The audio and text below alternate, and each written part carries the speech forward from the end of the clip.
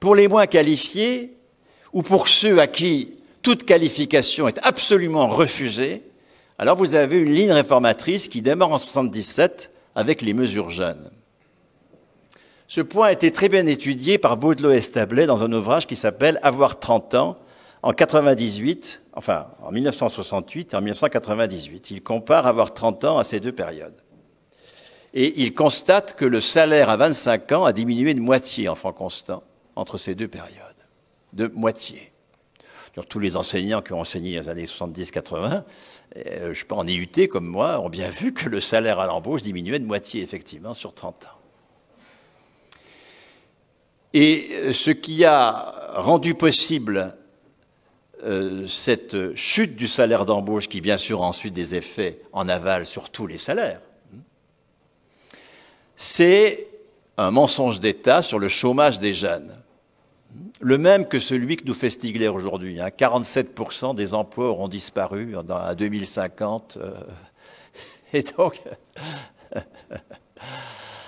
Bon, enfin, des trucs absolument rigolos, quand même.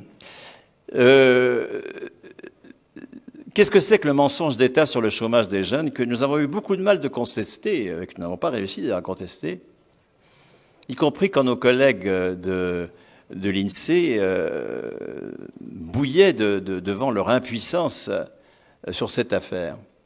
C'est un coup de force intellectuel qui a été construit dans les années 70, qui confond le taux de chômage et le poids du chômage. Le taux de chômage chez les 18-25 ans, à l'époque, il était de 25%. Au numérateur d'un taux de chômage, vous avez les chômeurs. Au dénominateur, vous avez les actifs. Ça, c'est un taux de chômage. Et de cela, on a tiré qu'un jeune sur 4 est au chômage. Là, ce n'est pas le taux de chômage, c'est le poids du chômage. Au numérateur, vous avez les chômeurs, et au dénominateur, vous avez la cohorte des intéressés, la totalité de la population. Nos collègues de l'INSEE ont été interdits de publier le poids du chômage. Ils n'ont publié que les taux de chômage, qui a permis ensuite, donc à cette entourloupe, pour ceux qui ne connaissent pas la différence entre un taux et un poids de chômage, bien sûr, vous voyez la différence, c'est que 30% des jeunes sont au chômage, 30% des jeunes sont actifs, 18-25 ans, 30% à peu près. Les autres sont à l'école. Donc un quart au chômage, ça veut dire que le quart de 30%, ça fait 8,5%.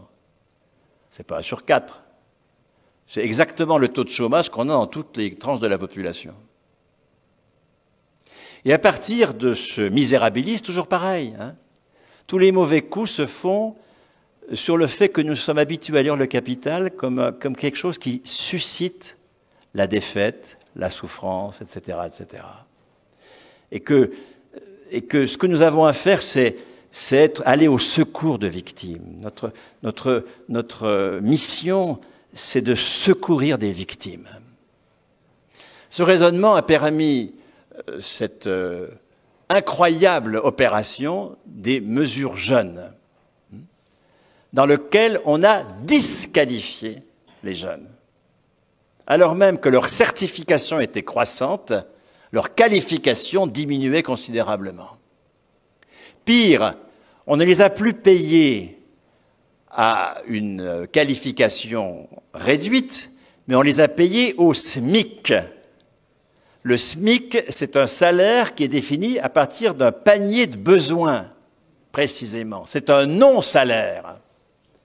Or, c'est imposé le SMIC, 0,5 SMIC, 0,6 SMIC, 1,2 SMIC. Vous voyez ? Nous sommes là dans une opération qui aboutit après 20 ans d'habituation au travail gratuit des jeunes, à la disqualification des jeunes, parce que mieux vaut un petit boulot que rien du tout, de ce mensonge d'État sur le chômage des jeunes. Nous arrivons alors à l'acmé, l'emploi jeune, l'emploi homosexuel, l'emploi femme, l'emploi jeune.